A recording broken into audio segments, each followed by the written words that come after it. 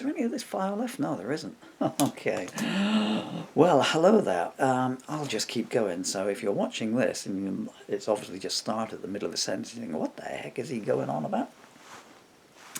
Well, I'm doing a poetry recital. Hi, I'm Paul Murphy. Pleased to meet you. And I've got my glass on. I can see where the viewfinder is. So I'm actually looking at you there, some nebulous distance. And I'd started doing today's section of reading some of my lyrics, and that have been lost for years. And I'd come across this one called "I'm going to send a demo to the John Peel show," and so I read a 2-minute lyric, and then I'd done a 35-minute anecdote about it, of which you've caught the tail end. All those people that listen to the first part, they're then, okay, and now he's going to tell us about the song, and then it'll just die. Oh, that was gone. But I'll carry on in any case. But the end of the anecdote was only a sentence away, really. So you'll need to dig out the video, because I'm not going to read it again. But it's quite a good lyric, and it's very clever. It encapsulates those times and everything.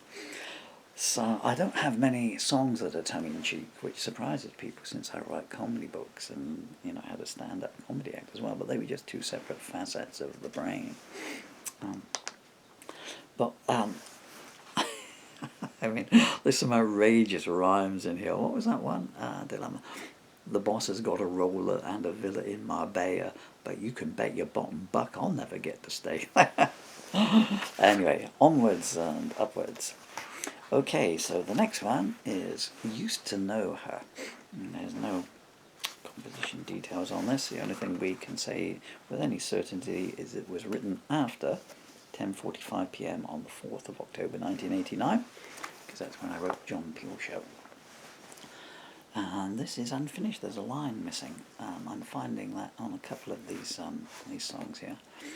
I don't know how it was back then, because it's 34 years ago, and I haven't seen these songs in 34 years. And I can't remember what I said 34 seconds ago. Hi, I'm Paul Murphy. Thank you for coming along to this video. I know that from later on songs, sometimes I would get 2 lines to go on the end of the preceding line, and I would leave them till I finish writing the song, and then that's the one that resonates better with the rest of the song. But this particular one, "Used to Know Her," was never finished. But I'm going to copyright it in any case, which is one of the reasons for doing all this. The only other thing I say before there'll be some gaps where I put a timestamp in, so.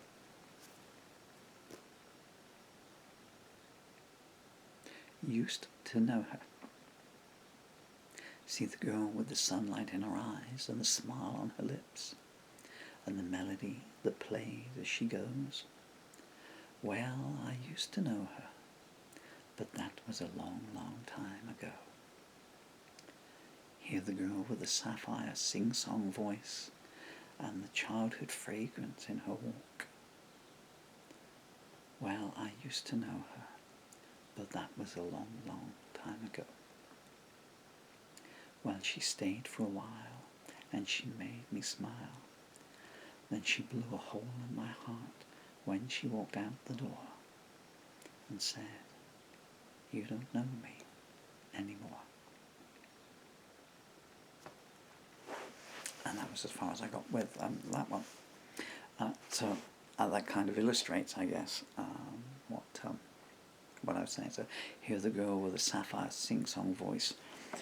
Some of the writings, but I'm fairly certain the word is childhood. So, hear the girl with the sapphire sing-song voice and the childhood fragrance in her walk. And then there's a W on the start of the next line, and there's nothing. And well, my soul freezes like ice at the sound of her voice when she talks. You can walk is a line, we'll come up with several. You can see why I was looking forward to the end there, and then you would look at the preceding bits. How am I going to lead into that? So I know the line is going to end. This is now, I'm putting 34 years later on it, but I've changed little in my working practices. So I know it's going to end. There's something in the way that she talks to me, but how am I going to go to it? And there's just so many options for going in there. That's one of those I'm finding this a lot. I wish I'd finished that, you know. I wish I had the strength to finish now. Oh, goodness me. Again, I'm not reading ahead on any of these, so I'm taking them as they come. And I apologise for the people that like to come in and listen when I'm doing the straightforward recitals from my finished completed books, like, pardon me for pointing, but where am I going? Because the viewfinder works backwards, you see, so so this one here is Songs of Injustice, one of my better ones, I got to say. I'm very proud of most of the works in there, hard-hitting, but,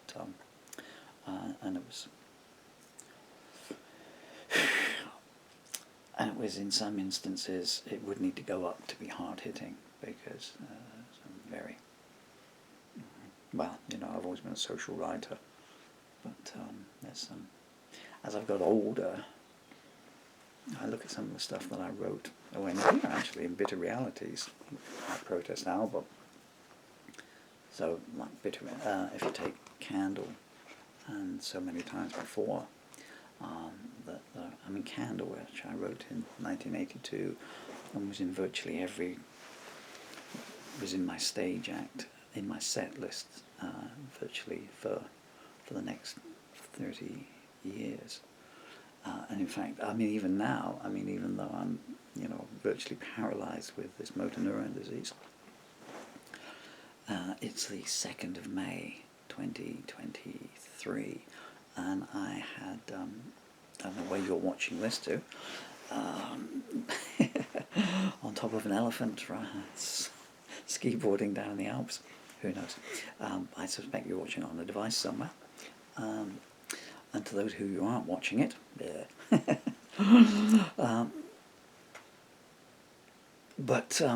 it's the 2nd of May 2023, yeah.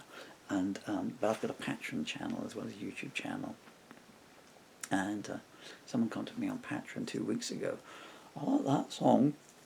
Sorry, I like your video. You're singing. I've got a show on in Taunton. First Sunday. You want to come along to the maze? I can't. I'm really grateful. I'm not denigrating the guy for the. I'm chuckling. I'm laughing at myself here, using myself as the target. Because I can't walk to the bathroom. But it's a lovely idea. I don't know how I got onto that in any case. Oh yeah, but I toyed with the idea, and I thought, okay, well, it's 50 miles, and so I could get a disability taxi. And if the taxi drops me at the door, because I've been waiting a year. I waited over a year for my wheelchair to arrive from the NHS. How about that, huh? Because they know that if they provide the wheelchair, they're going to kind of have to admit that they misdiagnosed me. But I was toying with the idea, fleetingly, very fleetingly, because I'd like to have done a farewell show. And because I was due to do one last May, actually, and it was all booked up. And it would have been the only time my children ever saw me play live. And we had the hotel booked up and everything. I could still walk then. And the morning of the show, my son didn't want to go, and we had to.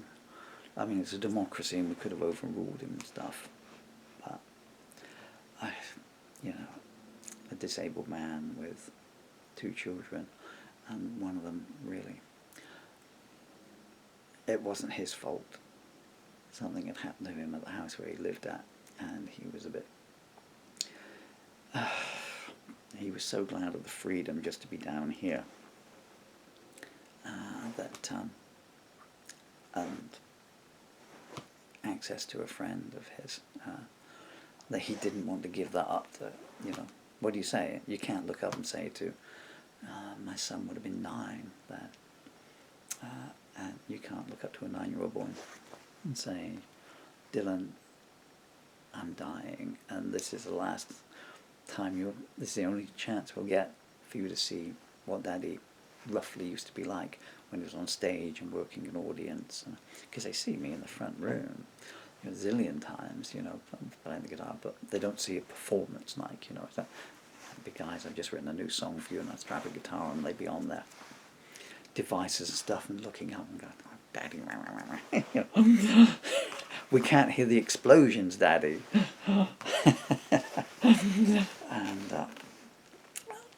And you couldn't do some of the material I do in front of 7 and 9-year-olds.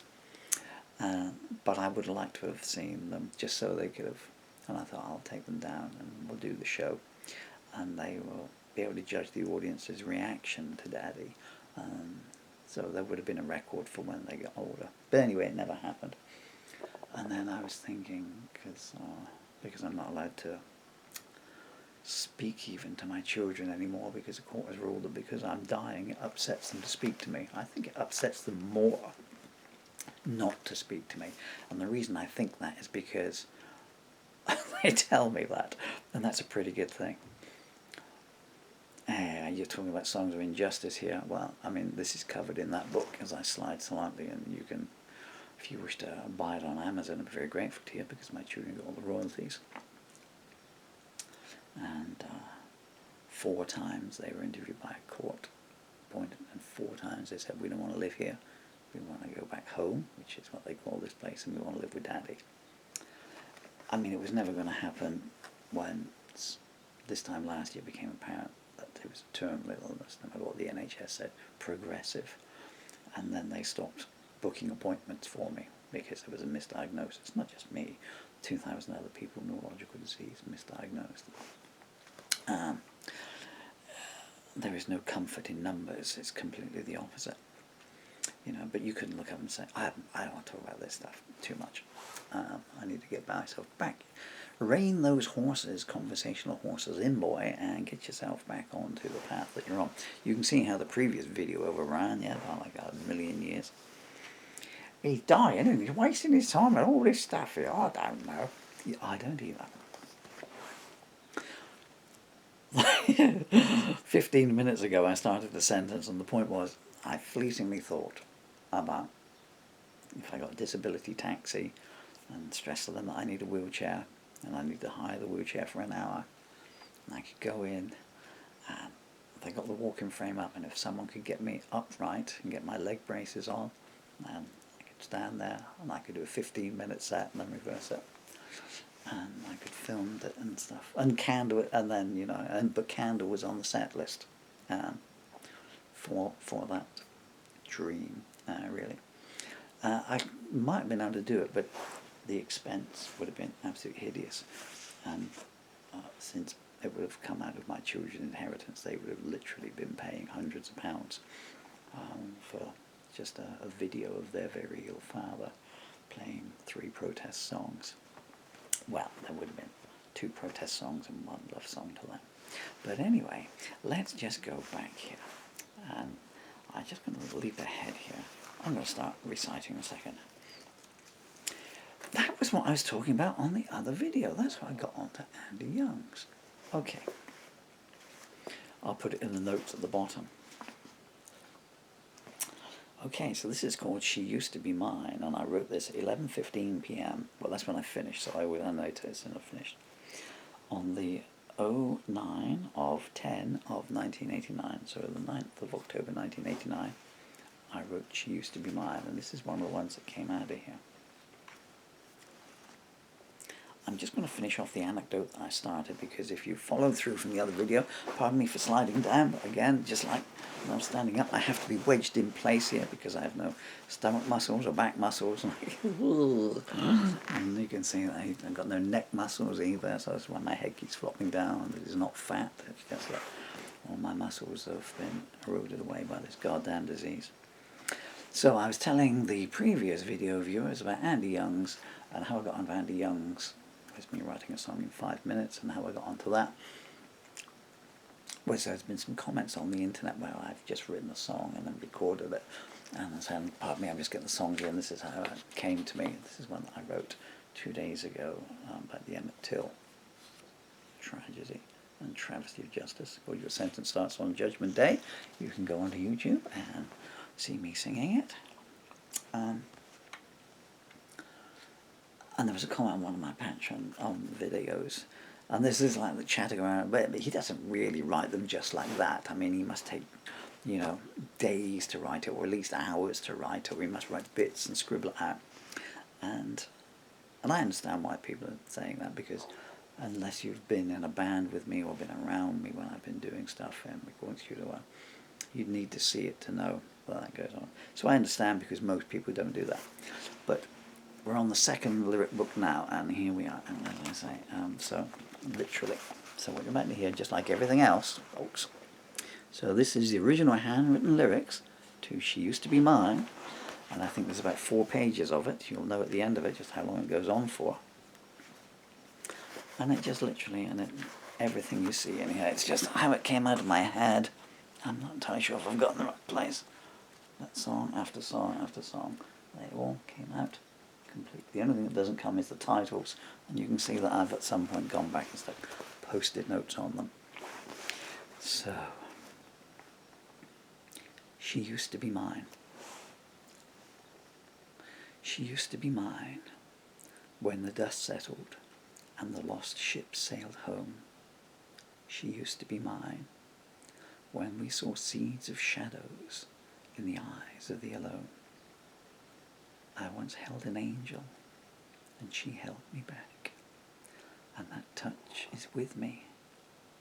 When I think back, I knew what would happen and what would occur, and now there's a sadness when I think of her, because she used to be mine.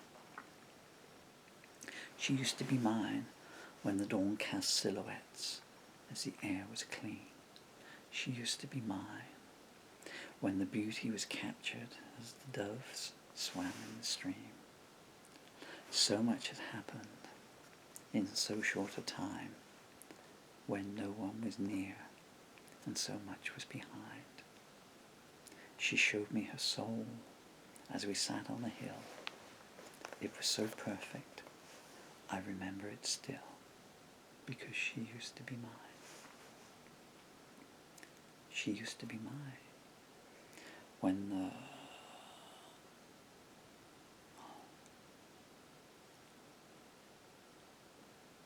I'm so sorry.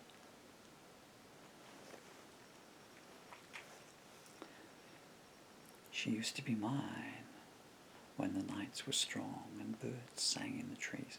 I'm going to go back to the start. Forgive me. Now, I've got 2 problems here. Firstly, as I'm reading it, I'm recalling the finished version that went through into my song list. And secondly, I've got no idea what that word is there. It looks like feelings, I guess. Might have been, but anyway. Right, so take 2. She used to be mine.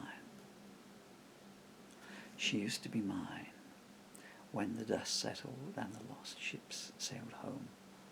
She used to be mine when we saw seeds of shadows in the eyes of the alone. I once held an angel, she held me back, and that touch is with me when I think back. I knew what would happen and what would occur, and now there's a sadness when I think of her, because she used to be mine. She used to be mine when the dawn cast silhouettes as the air was clean. She used to be mine when the beauty was captured as the dove swam in the stream. So much had happened in so short a time, when no one was near and so much was behind. She showed me her soul as we sat on a hill. It was so perfect, I remember it still, because she used to be mine. She used to be mine when the feelings were strong and birds sang in the trees. She used to be mine when the fragrance of childhood came through on the breeze. Well, I made my excuses and I made my plans. I went for the future, but it got out of hand. Oh, I went for forever, and I'll go there again when I've forgotten all of the pain because she used to be mine. She used to be mine when the horizon was open and time was unashamed. She used to be mine when the first deal went down on the last stake unclaimed. Oh, I came in from outside, I came back from doubt, and I still don't know what the ending was about. I don't complain, I know what I had, but I know she's gone.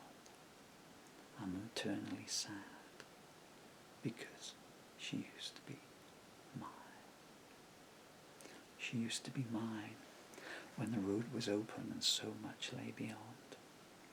She used to be mine when a harp was playing the refrain of the pond. I'd like to believe that she will return. I can't deny the fire still burns. I might not forget her, but I will endure. But I will still listen for her knock on the door, because she used to be mine. She used to be mine when words were falling fast as the new autumn's leaves. She used to be mine when the branches were bowed and the images were weaved. Oh, I could implore her, but that's not my style.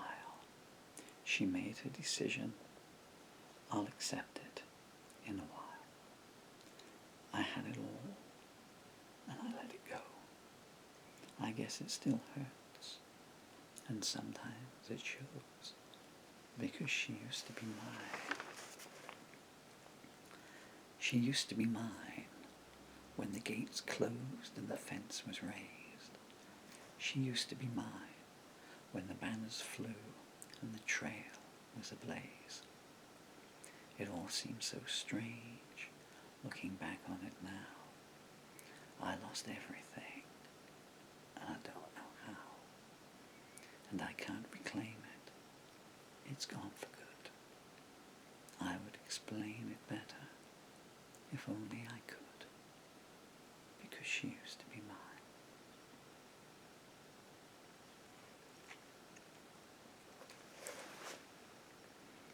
So that was a long thought there, you know. Am I doing for time here? I've got to try and do the mathematics, because that's showing 59 minutes there, because this is coming off of another. So she used to be mine, and now that I've seen the original handwritten lyrics, because I threw myself off as well, because there's two lines that changed. I'd used the word back twice at the opening of it instead of black. So that was written or inspired by a beautiful lady called Emma, who actually, I'm now thinking, what happened to the photos those days? I had a big picture of her. Well, is this a good anecdote to say? So that was written about a very beautiful lady called Emma, who was not very popular amongst some people, not least of which was a relative of hers, who, this is awkward, I don't know if I want to say this, but yeah, but there's almost a fairy tale in there. That's like one of the Grimm's fairy tales. What's that song, the Twa Sisters, you know? And her sister was beautiful, but not as beautiful as the lady that I wrote that song about, inspired that. But what a person, what a person, what a personality, what a kind heart. Goodness me, the goodness that was in her. And I'd met her kind of as an offshoot of her sister, although I didn't know they were sisters at the time. You're not going to believe this actually happened to me twice in my life as well. What are the odds, huh? Anyway, we went to see a concert of the Cocteau Twins. I always liked the Cocteau Twins. They just seemed to fade away. But Man, that was a great concert. That was in Bristol. And obviously in 1989 or early 1990, I guess it must have been. And then we came back here, which is the first time she'd been in my house. It must have been A3 size, I guess. I'd had the photo blown up, and there's an A3 picture of her sister on the wall there. And strangely enough, well, not strangely enough, and it was on the day that that song kind of details when the doves swam in the stream. And an interesting image, huh? You know? And she was like, you know her? Yeah, I think I know her. Yes, my sister. Oh, man. Okay. Well, then I guess this is goodbye. Anyway, so there we go. And do you want to hear the second story? Maybe we'll save that for another day. But hello, Emily. Here's a hypothetical. What are the odds on this, huh? To meet someone and become friends with them at your children's school, and they're a lovely lady, and this is her lovely children, and hi, and I'm me, and this is my lovely children, and they invite your lovely children to go to their son's birthday party, and you go to the birthday party, and the lady, and you look up, and the person you're with says to you, "What's over here?" And I said, "Oh, nothing. I'm going to go and help a lady whose name begins with M out, because she's a bit busy, but she's only got her sister to help her. That is her sister? Yeah, that's her sister, Emily. Okay.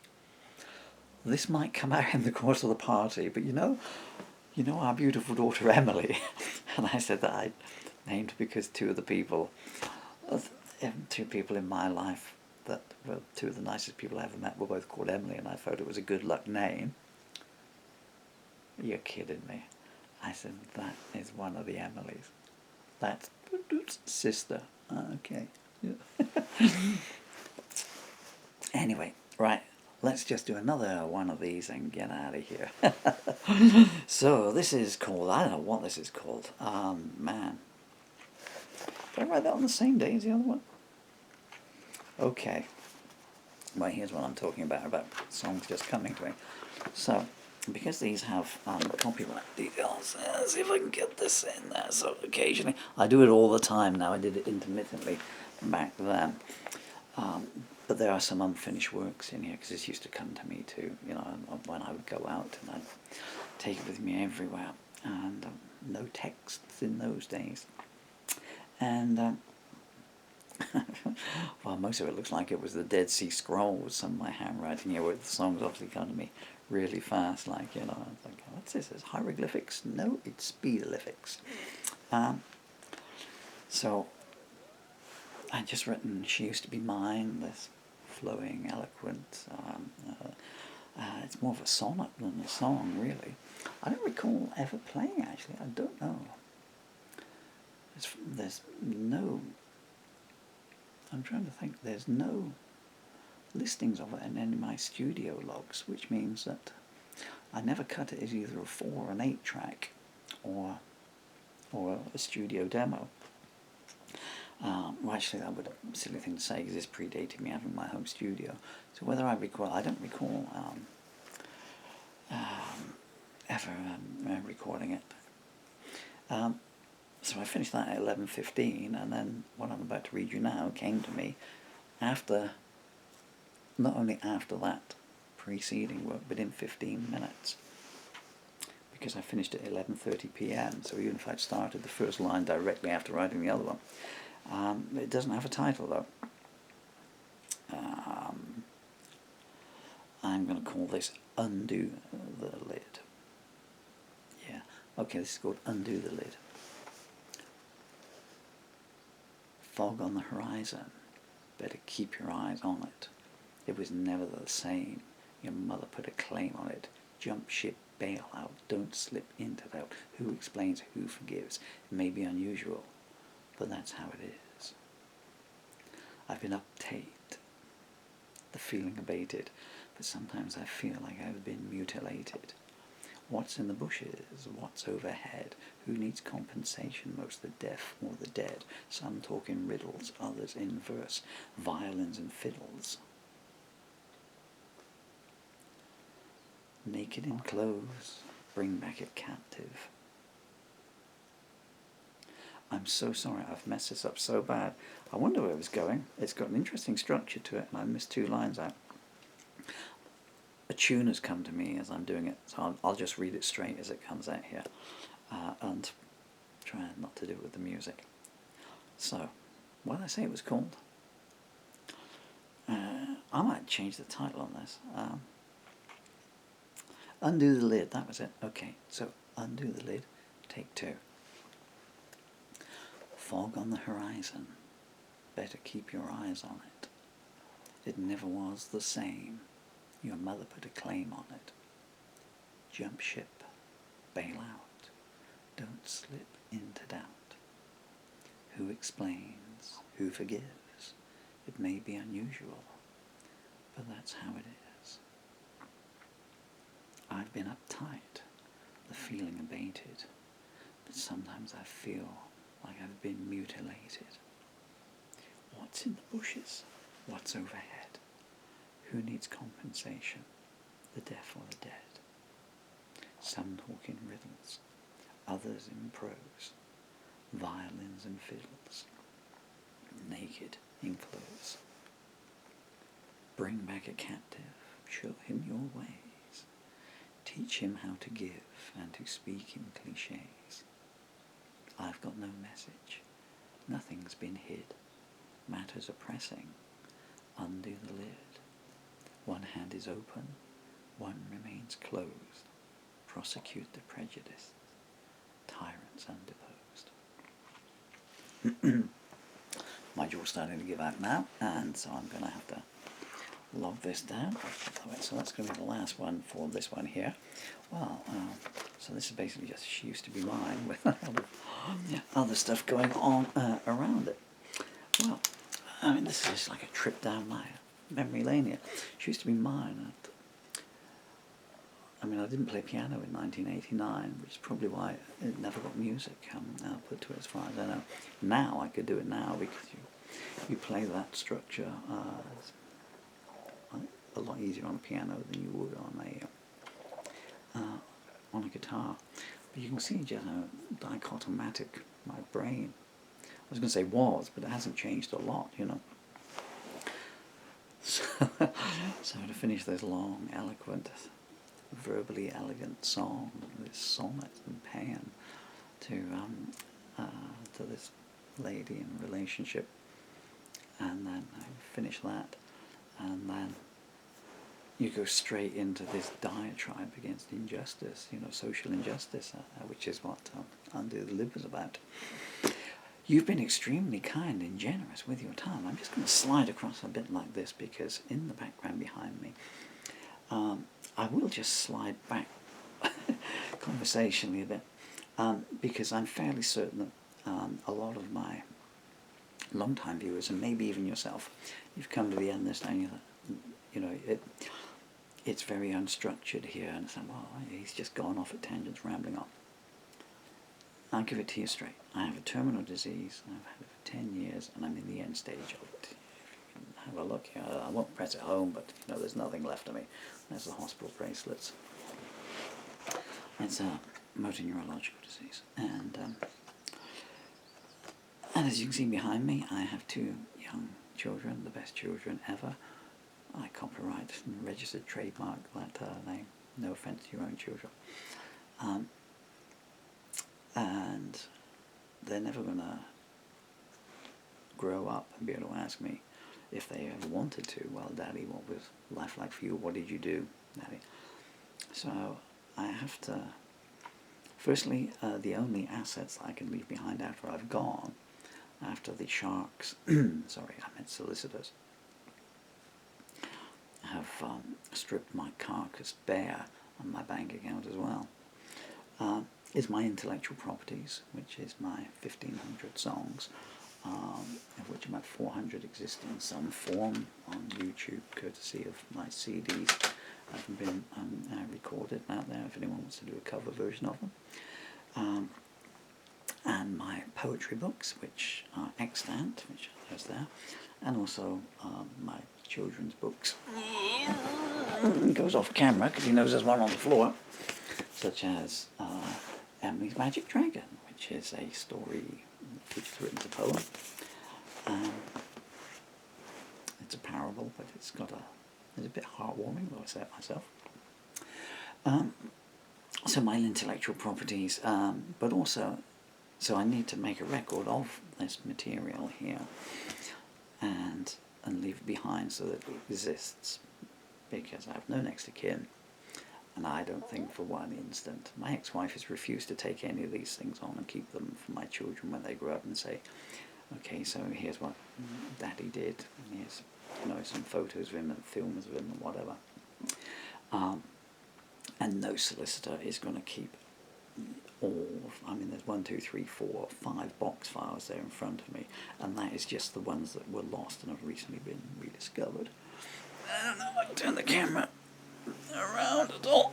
Let me give you some idea. Yeah, let's just show you how the disabled live. I just have to turn the viewfinder around here. So here, for the record, so these are the box files I'm telling you about. And this is where I'm trying to record it. Get these things down. So this was 1989. I don't know what the one is. So there were 4 box files full of lyrics. And over there, I zoom, and that was the lyrics that I had music to for copywriting. And that's some of my books there, people. And that's one of my Porter Studios. And I don't know if I can get this in view here, but... And that is